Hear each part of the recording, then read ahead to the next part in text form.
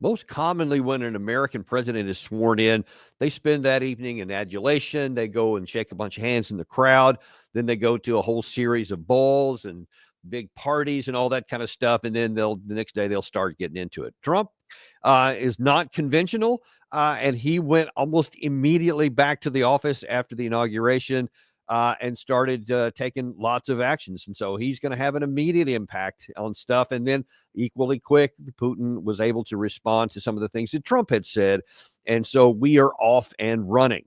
So let's first of all just take a look at it, because last night after the inauguration, Trump went back to the Oval Office and started signing a whole series of executive orders and various actions, one of which, I'm sorry, during the process of which he allowed the media in to videotape him signing a lot of these documents.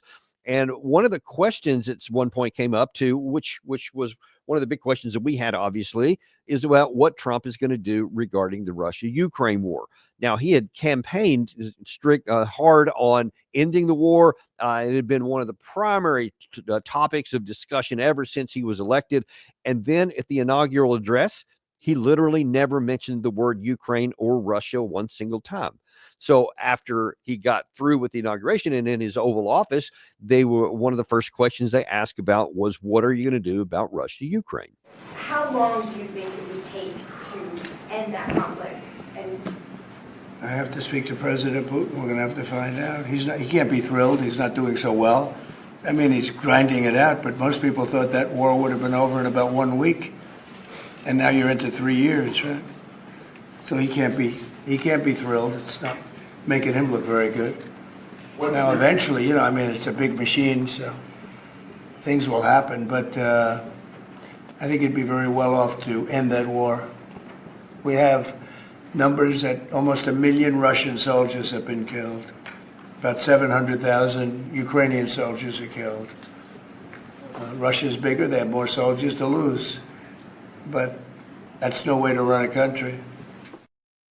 So it's a little unclear what his intention was and what his thoughts are. It doesn't appear that he's, by any means ready to go back to what the Biden administration was doing, which is just to continue to sending equipment and funds and saying, we're going to hold out for a better peace or something. He says the war has to end, but it's a little bit concerning that he's saying, well, Russia has lost 1 million killed and Ukraine 700,000. So interesting on both of those numbers. On the Ukraine side, that's way more than anybody else in the West is openly talking about. So that is a substantial number, and probably closer to the actual number, which I believe from various accounts and just evidence on the ground is probably close to an actual million. But the fact that he said 700,000 is, I think the last time Zelensky had admitted the number, it was like some ridiculously low 31,000. So obviously nowhere near reality. But then he talks about the Russians having over 1 million killed in action. That's killed, not casualties. So you add in the wounded, which are very often times 3, generally speaking. So that would be 3 or 4 million total casualties. And I don't see any evidence of that on the ground at all. So I think that that's wrong. And if Trump believes that, and more to the point, if that's what he's being told so far by whoever his senior advisors are on this topic, and I don't know who they are, then that is problematic potentially, because if you think your enemy or your opponent, your negotiating partner, if you think these are the factors that are going into what his situation is, then you may reach a wrong conclusion because you think his motivations may be this when they're really something different. And that casualty number is pretty important, because if you understand that actually Russia is on the ascendant and they're growing and getting larger and stronger, then your negotiating style will also change, because you want to come out with anything that's beneficial to your side. And if you know where the opponent is on this, then you're going to have a better chance to find some middle ground there. And we do have some idea what Putin thinks about this. So that's what Trump said almost immediately after that, around the same time, I guess it was when it was actually said. Russia's President Vladimir Putin talked about what he was thinking, and he, interestingly enough, congratulated President Trump and said he's ready for dialogue. And now we see their statements about wishing to restore direct contacts with Russia. suspended by the previous administration. We've heard his commitment to do everything to prevent World War III. Of course, we welcome this approach and we congratulate the newly elected President of the United States. We have never been against dialogue. We have always been ready to maintain peaceful relationship with any American administration. I have said that many times. We would like to see the dialogue built upon equality and mutual respect, considering the common positions on our country on a number of international issues, including strengthening security and political stability.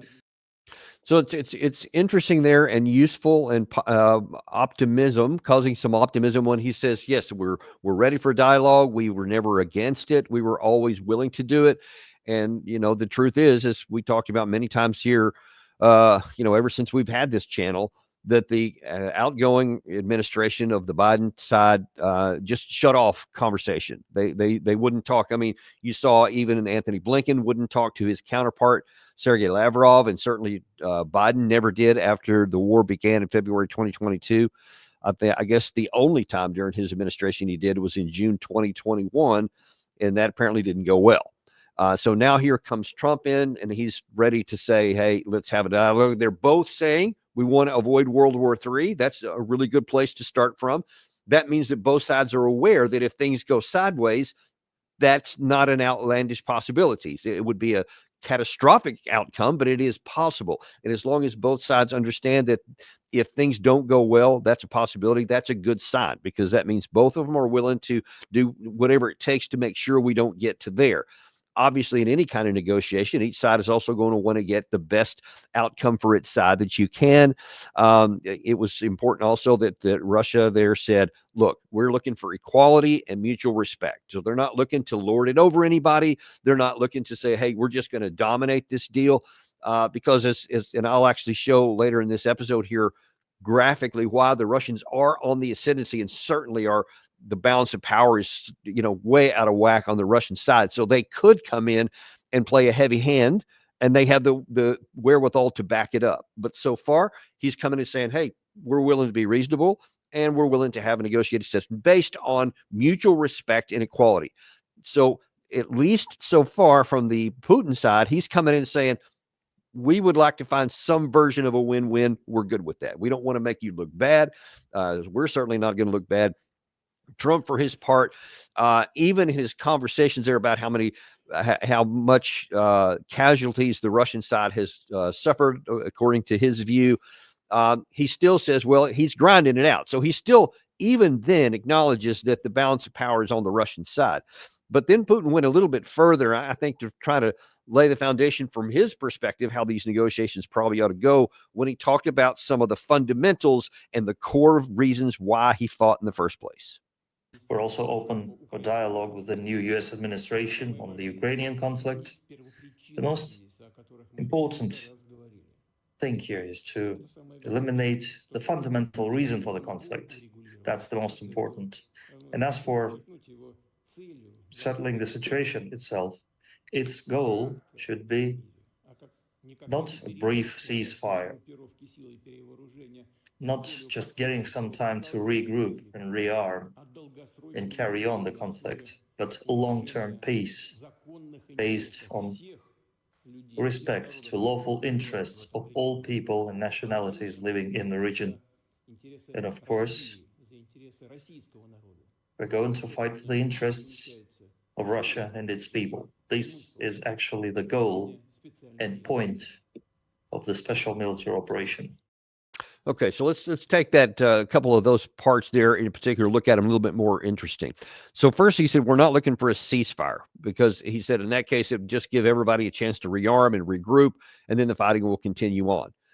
Now, that also echoes back to something that Sergei Lavrov said, where he said any kind of a ceasefire is basically a road to nowhere. It's not going to be done because, and he mentioned the same thing. They said that'll just give Ukraine time to rearm and refit. And again, if you're on the military ascendancy and if you have the balance of power in your favor, you have no motivation to have a ceasefire at all, because yes, your side would also rearm and refit and get some training, but then that would give the other side a chance to possibly bring the balance more into its own favor, because the Ukraine side desperately needs a ceasefire. They absolutely would benefit from stopping that, because then there would be lots of weapons and ammunition to come in. They would be able to stockpile it up.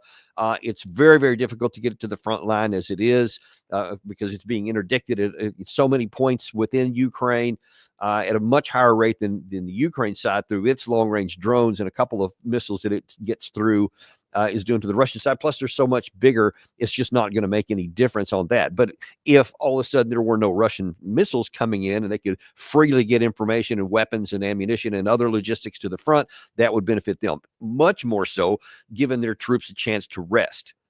If you're on the Russian side, that's the last thing you want, because you don't want to give them a chance to rest. You want to keep them on the downside. You want to keep them their morale in the toilet, etc. So they're not going to stop. And I think that is very clear. That's not a negotiating tactic. That is a fact. I think that Russia will not entertain a ceasefire, because that would literally hand over an advantage to the other side when they have it in their power. So we can be sure that that's not going to happen. There won't be a ceasefire. There'll be negotiations, there'll be discussions, but in the context of an ongoing fight. And we're going to see why that's even more important from the Russian side in just a second. Probably the most important thing that Putin said in any of these clips we're showing was the last thing there about why we're fighting. This is the core reason. He said, we are fighting for the people of Russia. That is not just talking about the historic and enduring original lands of Russia, but now then they consider all four of those oblasts in the eastern part of what was Ukraine, according to the Russian side. He considers those Russian citizens. That means the Crimea, Zaporizhia, Kherson, Luhansk, and Donetsk. All of those territories they consider Russian citizens. And so when he says for Russians, that's what we're fighting for, that's what he means. And that's important because, as I've showed you many times on that map, there's those gray areas on the battle map I showed, which are part of those four oblasts that are still under Ukrainian control. So he is signaling very clearly that his June 14 lines are still the minimum that he's going to negotiate anything with. And if he doesn't get those lines, then he's almost certainly just going to continue fighting. If he means what he said about no ceasefire, then that is definitely just by default what that means. He's going to continue to move to the west. And I won't go through the tactical updates here. I did that yesterday. I recommend you go back to our archives and look at the show from yesterday. If you want a full tactical update of the whole front, you can see it there. But the important thing to understand is that Russian troops are now just a handful of miles away from another oblast, the Dnipro Oblast. So if Russia continues fighting, they're not going to stop at the Luhansk, Donetsk, Zaporizhia, and the Kherson Oblast. They'll just keep going to the west. And if you look on the map, you'll see the Dnieper River is not that much further away. And once Russia breaks through these lines of defense, the whole thing could crumble. We've talked about that several times before. That appears to be on Putin's mind. He is willing to negotiate, but only from a position of strength and only with the recognition of what he considers his people.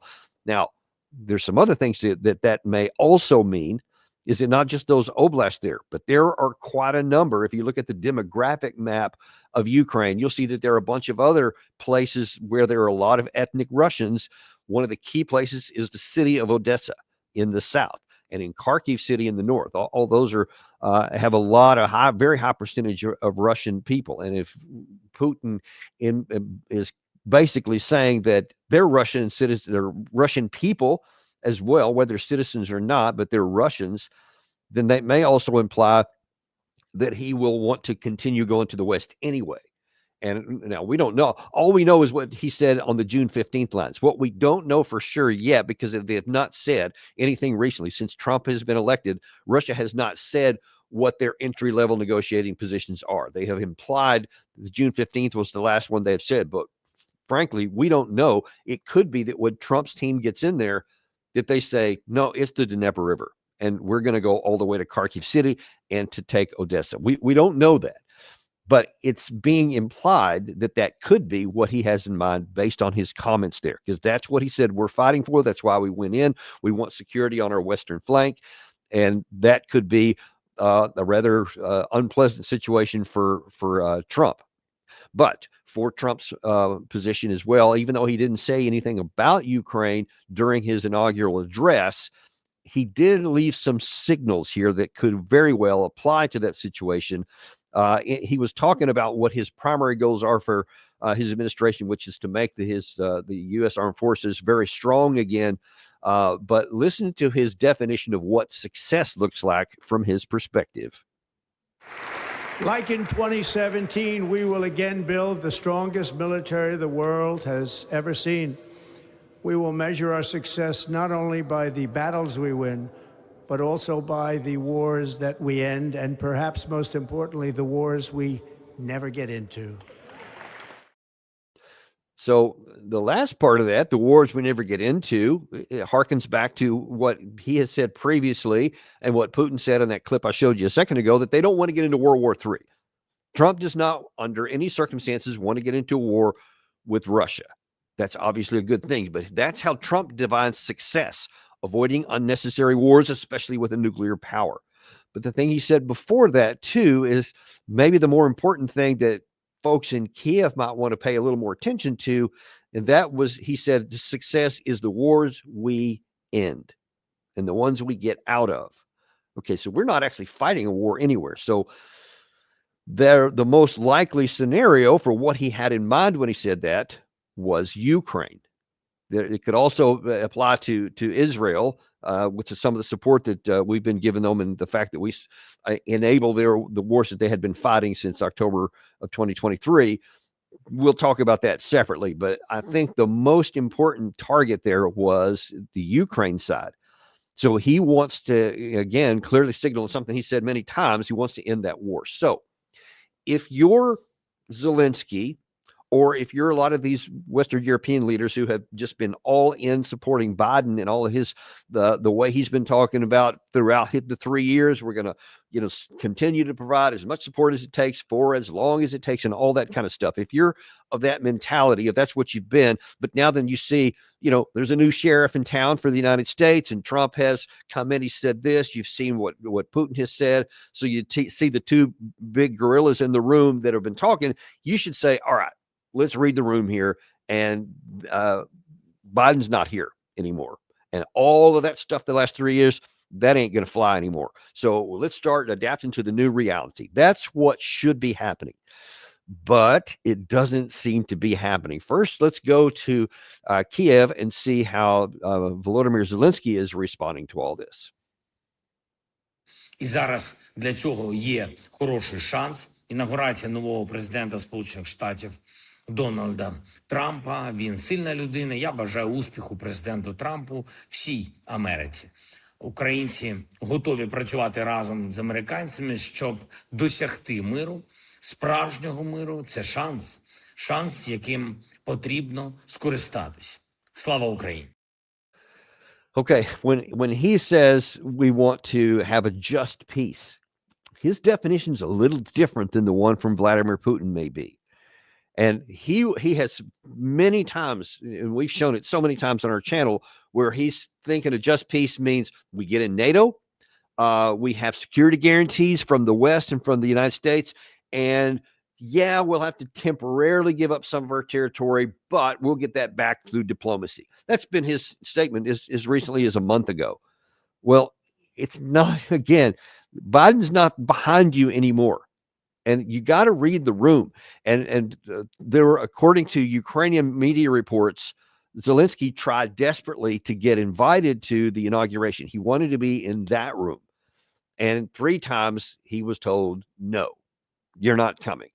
And according to some sources, he was just really begging. And really, he was told no. And then he kept asking. And he said no. So you should recognize that you're not going to get the peace that you're looking for. And you need to be making some significant changes just on the political / diplomatic level. You should be able to read the room and see that. Now, one of the things that's making it hard for Zelensky to read that is that other European leaders who have not rotated out, have not been voted out, seem to still be stuck in Biden land. First of all, let's go to UK and see what Keir Starmer has to say about recognizing the real. I'm proud to speak for the whole of the United Kingdom when I say, we are with you, not just today or tomorrow, for this year or the next, but for 100 years, long after this terrible war is over. 100 years. They literally signed a 100-year treaty, which is just absurd. I mean, who can say what's going to happen in a year from now, much less 10 years or 100 years from now? But that's the mentality that he's going in there. Now, that's all said with the certainty of what Trump is saying. Even before he came into office, he has been crystal clear that there's going to be a negotiated settlement. Everything Keith Kellogg has said, he wants it within 100 days. He wants it wrapped up. He wants it done. That's after Keith Kellogg had said that publicly. And so then why do you want to come in and say, even though I know what the United States is not going to support, I'm going to say we're still with you? How many times have we shown you videos like that of Keir Starmer saying those kind of things? Like, no, I just don't want it to be that way. We're going to continue going on. Another one who's making it hard for Zelensky, who's also playing into the same, apparently reading from the same playbook that he is, and that is Emmanuel Macron from France. And he was making some comments about his view about things. Gary, if you can throw that screen out there, thank you. This is what he said. Let's see, I believe this is today. This is today's news. Let us not delude ourselves, Macron said earlier during his New Year's address. He was talking to the French armed forces earlier today. This conflict will not end tomorrow or the day after. It is essential to provide Ukraine with the means to endure, to negotiate from a position of strength in the future, he said. He also stressed the need to ensure Ukraine's security, i.e. guarantees, and prevent a resurgence of war on its territory. Folks, those are just fantasies. I mean, here you have the leaders of France and the Great Britain who were just off the charts. They can't read a room. They are totally disconnected from reality. And look, I mean, we're talking right now about here comes Trump, has been crystal clear before he was inaugurated and now since continues to say it. And they're talking as though it's still Joe Biden in here, as though they can just, it's not going to happen. We need to go from a position of strength. And that, especially from Macron, would be one of the greatest condemnations of his entire tenure, in my view, when all this is said and done. Because even without Trump saying a word, they should be just able to look at the ground. They should be able to look at the battle map. They should be able to look at what I did on depicting yesterday about the conditions on the ground, that the Ukraine army is falling apart. The Russian army is getting bigger and stronger and more capable, and the lines keep moving to the west. There is no scenario where the Ukraine side can negotiate from a position of strength. As I have also in a previous episode here graphically shown, that the last chance they had, both Ukraine and the West, to negotiate a good deal from a position of strength that when the Russians were relatively weak was November 2022. And you had Chairman of the Joint Staff, Mark Milley, actually publicly said that. We know from the New York Times just a couple of days ago that they're now reporting that it was the U.S. Secretary of State Antony Blinken who sabotaged that deal. Unbelievable. I mean, that's, you talk about blight on somebody. We'll talk about that in more detail another day. But just imagine that the Secretary of State of the United States, the chief diplomat, sabotaged a deal and deep-sixed it that could have ended the war there at terms that would have been beneficial to the Ukraine side. They'll never get the deal they could have gotten in November 2022. They could have gotten a relatively good deal at that time, but they destroyed it. And now then, how much Ukrainian territory has been lost because of their unwillingness to just acknowledge reality, even when their own military guy tried to say so publicly. But that's where they were. Problem is, you see these leaders are still there. If it was clear in November 2022, while Ukraine had its two signature victories, the only two they would ever get in Kherson and Kharkiv, now, how much less will they ever have a chance to negotiate from a position of strength? And yet you see these guys are saying that. Now, I think we may also be seeing a shift in the balance of power in Europe itself, because I think that there's every reason to think that here in the near term and the medium term is that the Europeans are going to start going, the Western guys, the guys who've always been in the power, France and UK and Germany, you guys have been off your rocker wrong. But not all the European leaders have been wrong. Let's take a look at Robert Fico from Slovakia, who has been outspoken that he's just about had enough of Zelensky.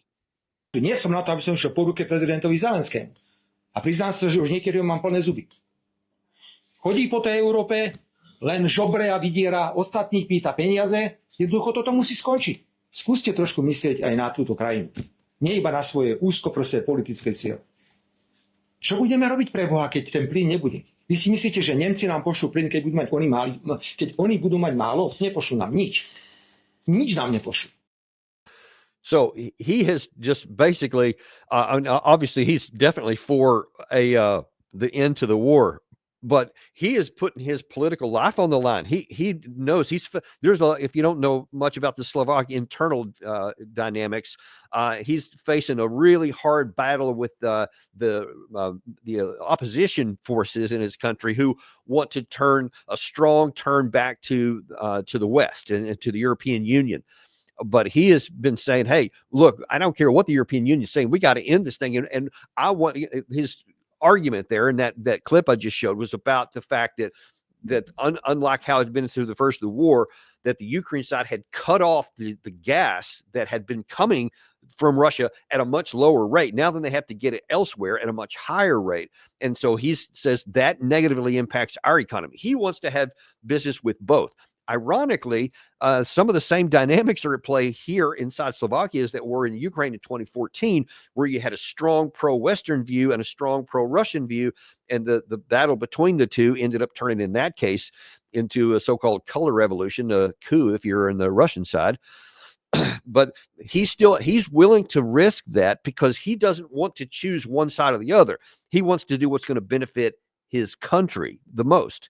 And so he's willing to risk his political life because he faced a vote of no confidence, which was originally scheduled for today, but literally at the last minute, even as early as this morning, it was still on the schedule, but the opposition called it off because they realized they didn't have the votes, and they said, we'll do it at another date. So that'll be determined later. But Fico has succeeded for the moment. But you see how strongly he feels it because he sees when he looks to the West and he's like, you want to get tied up with those guys who are totally divorced from both economic, fiscal, and military reality. And as you know, also one of his other big buddies, which ironically are one from the right, one from the left, but the Viktor Orban from Hungary comes at this and recognizes the same kind of thing. He's a little bit more eloquent here in this clip here, talking about why he is for a negotiated settlement. In the past 3 years, what I saw was that there is no solution on the battleground. I saw people saying things new. I saw new weapons. I see hundreds of people dying, people maimed, women remaining without their husbands, and children remaining without their fathers. So I saw many things, but I don't see how this would bring a solution. Now, if you can't find a solution on the battleground, then you have to do something else. You have to communicate, you have to talk, you have to negotiate, you have to have diplomacy. Diplomacy should take precedence over military engagement. Why is that such a eye-opening statement today? It is. I don't know that I'll ever fully be able to come to the grasp of how we got to the point here to where simple acknowledgement that you look on the ground, you see things aren't going your way, you look at the balance of power and the balance of forces, and you see that your side's never going to win. So let's have a negotiated settlement. Let's use diplomacy to end the killing and to get this chapter completed and start rebuilding for something new. That should be common, basic sense. And it used to be. And it is just hard for me to fathom how you have so many in the West, led by Starmer, Schultz, Macron, and a handful of others on the European side, just detached from reality. Now, I get it. You have an objective. You have an agenda. You want this certain thing to be true. You're willing to put some capital behind it, political, physical, military capital. You want to try and get an outcome of your benefit. I know in most cases, just being honest, they take the morals out of it.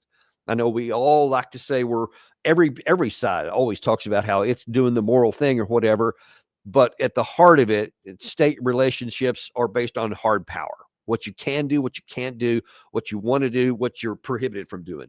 Those are supposed to balance it out. What we're doing here violates those historic rules, and we're talking millennia, thousands of years of human engagement at the state level have been based on an acknowledgement that this is what you can do, this is what you can't. That's not happening in Western Europe right now. They're taking a look at ground truth realities and just doing this. Yeah, I don't like that one, so I'm going to blind myself. I'm just not going to look at it, and I'm going to keep going down here, even though your side is losing by the day and your credibility is going in the tank. And the Ukrainian people are paying for it in blood by the day and in destruction of their territory. That's what's going on with this. That's what the result of this unwillingness or inability. I don't know, maybe it's an inability. But let me tell you what is the ground truth reality. The Russians, as Putin said in the first clip, they're willing to talk. They're looking forward to it. They want dialogue. Apparently, the Russians are still in what has been through thousands of years of interstate relations. They're still on just an acknowledgement of the reality. We would like to have a negotiated settlement, but we're prepared not to have one. Minister of Defense Bulasov is acknowledged that the Russian army plans on victory in 2025. Their objectives, which match what Putin has said previously, that the entire territory of 4 Ukrainian regions, the Donetsk, Luhansk, Kherson, and the Zaporizhia regions, will be won by 2025. He is not talking about any diplomacy. He's talking about a resourced, rational plan to military conquer Ukraine to get all of those regions, not the whole country, but those regions. And he believes that they'll have that done. And there's every reason physically, realistically on the ground to see that they're going to have that they can succeed on that. One of the reasons is not just because of the size of their force, the number of troops that they have, but on the other half of this equation, and that's on the Ukraine side. This didn't get much notice in the Western press, but it should have. This should have been one of the first things that Trump was given, because this is the General Sersky from the Ukraine side has admitted in public that they do not have enough men to even sustain the combat losses. So he says that unfortunately mobilization does not cover demand from the front line. What that translates into is that the casualties we have on a daily or a monthly basis are not being offset by the recruits that we're bringing in. And so militarily, what that means is not just the mathematics that the Ukraine army is shrinking by the day. The Russian army mathematically is growing by the day because their mobilization and their recruiting efforts rather are higher than their daily casualty rate, whatever the number actually is. I'm sure it's much higher than a lot of in Russian are comfortable with, but it's still the losses are less than those coming in. So their force continues to grow. We've had a couple of them on our show before. We've shown you that they have all the resources they need. They have the ammunition. They have the equipment. They get rest when they need it. They get rotated off the front sometimes. The way a war is supposed to be fought. Ukraine, on the other hand, is not only shrinking, but that means that every time they get these people thrust into uniform that don't want to be there because they're being forced mobilized, they don't have the capacity or the time to train them up.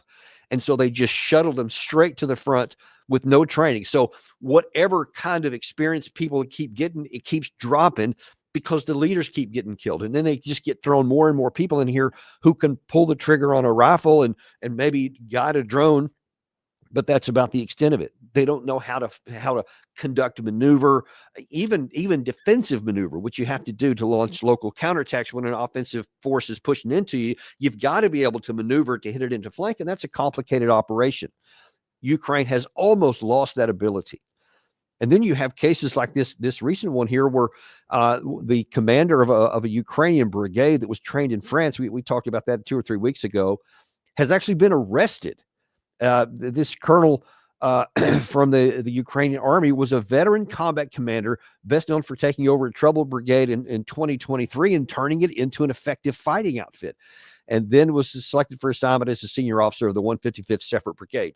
They have now arrested him because the troops, when they were trained in France, they came back and I think like 1,700 of them fled and just departed. So that made this brand new, allegedly well-trained unit combat ineffective before it even got to the front.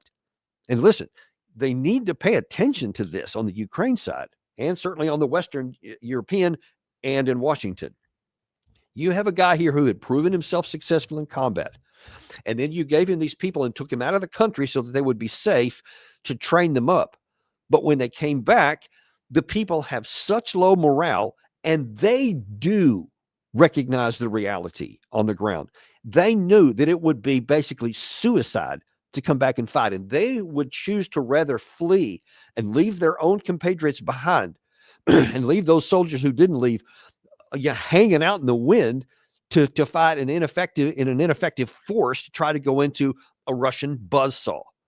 And so it doesn't matter even if you have a well-trained leader, because they don't have the capacity at the troop level to be able to fight. This is, again, a premier organization entity. The 155th Brigade was supposed to be an elite, and it melted away before it came in contact.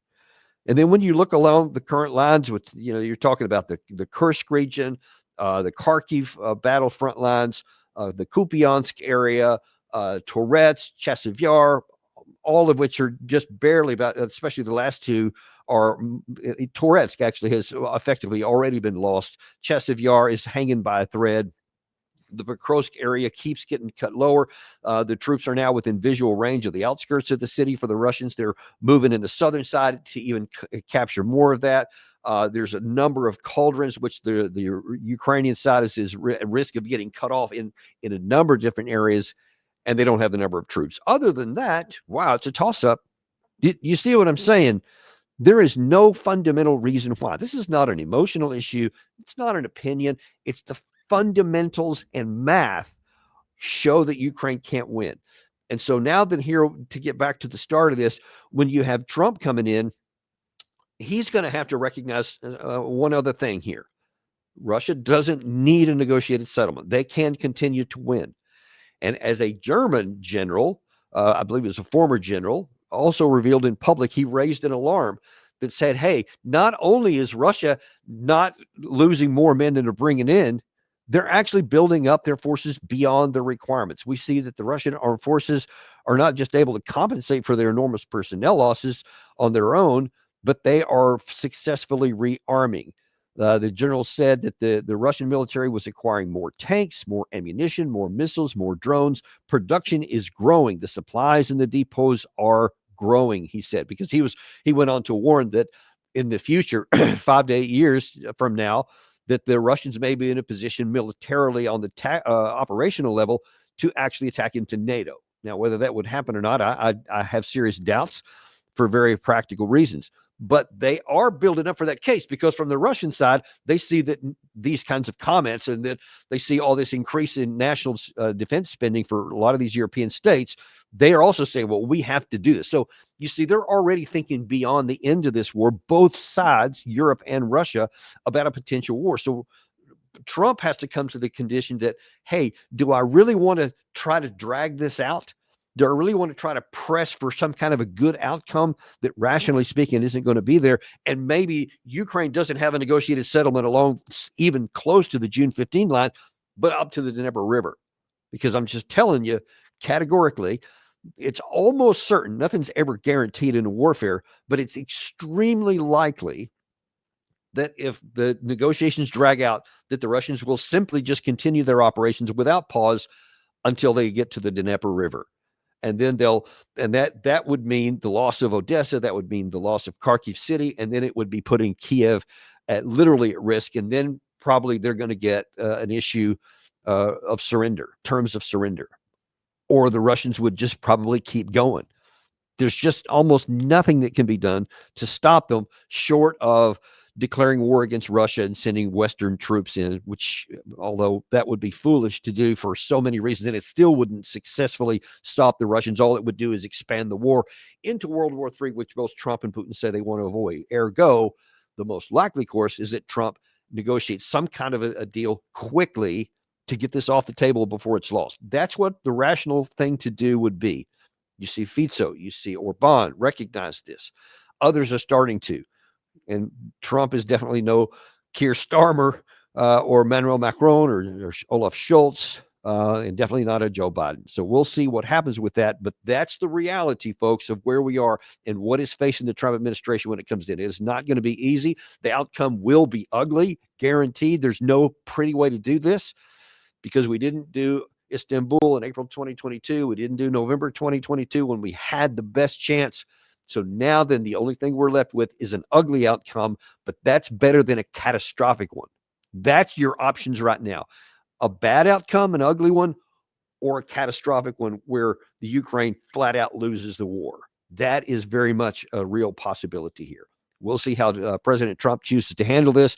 And as this stuff goes on in the next couple of days, I think, we'll probably get some meetings set up pretty soon between the two sides here, and we'll definitely be covering that for you and bringing it to you as it happens, as we always do, because we are unintimidated and uncompromised to bring you the truth, no matter what it is, because you deserve it. Thank you very much. We'll see you on the next episode, which happens to be at 3:30 p.m. this afternoon with Matthew Ho, former State Department official. Hadn't had him on a while. Really looking forward to that.